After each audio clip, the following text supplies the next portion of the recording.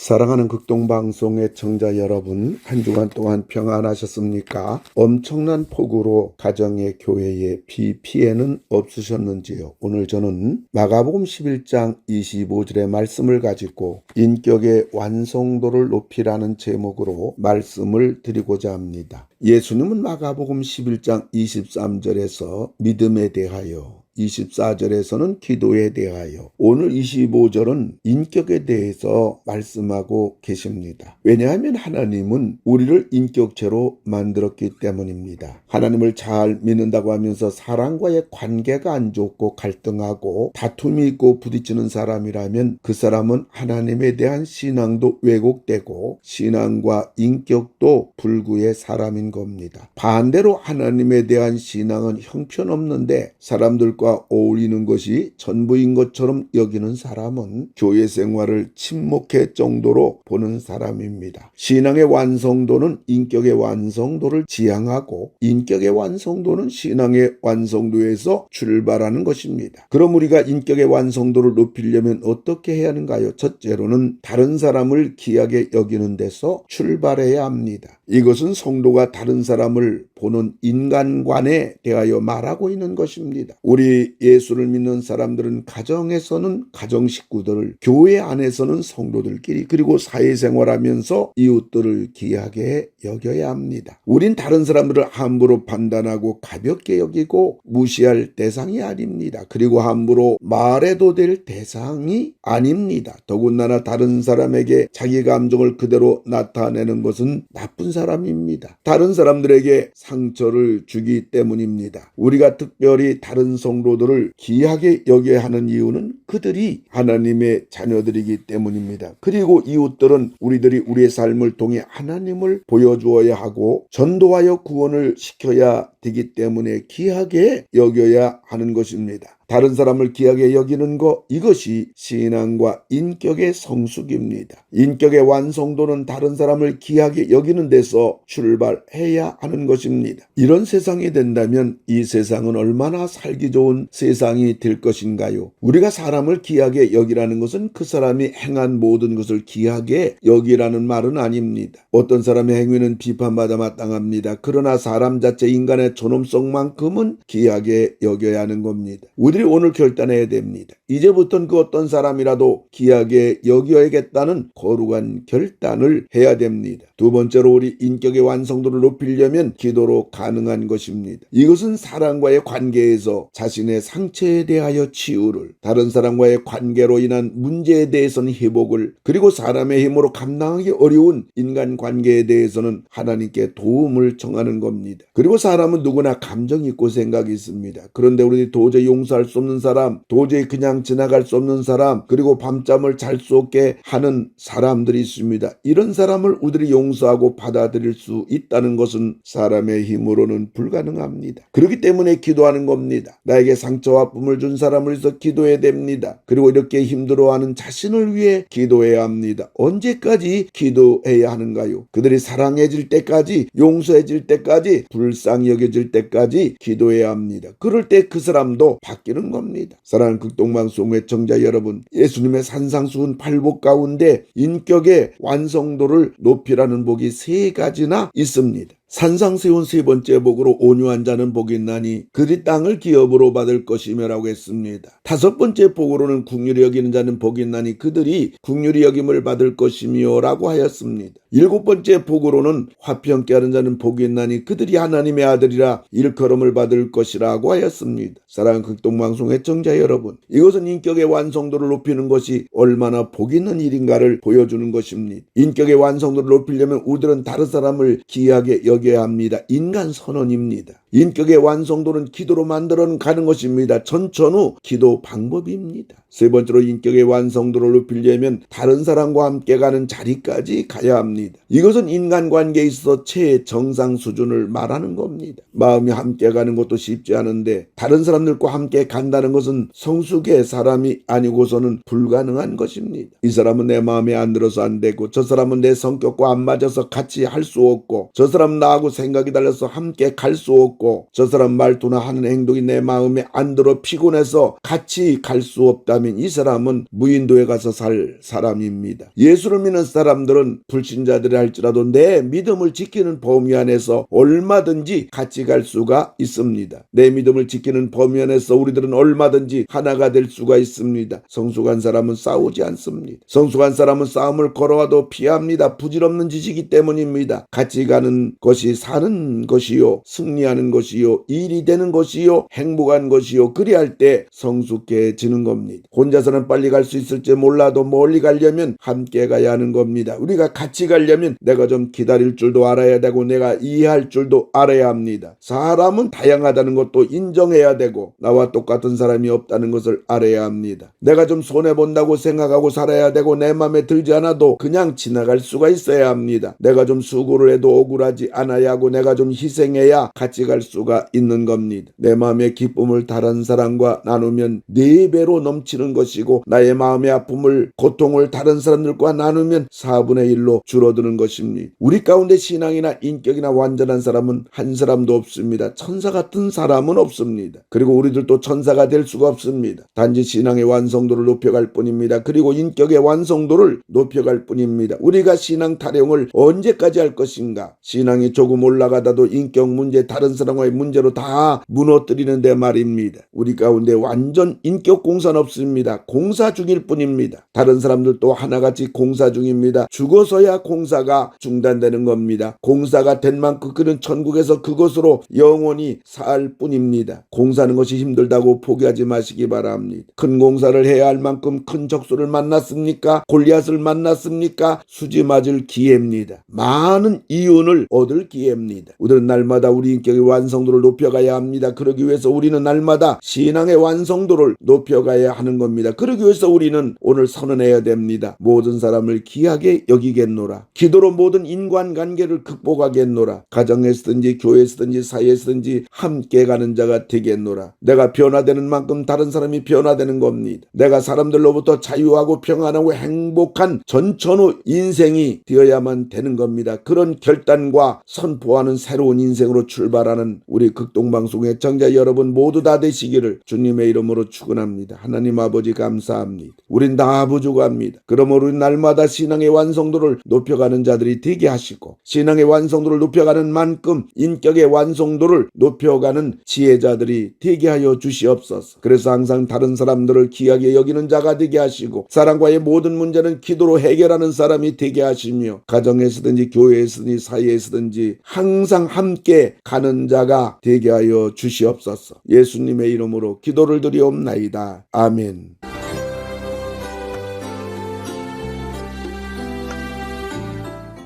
내가 매일 기쁘게 지금까지 부천 상동 21세기 교회 박병화 목사님께서 말씀 전하셨습니다.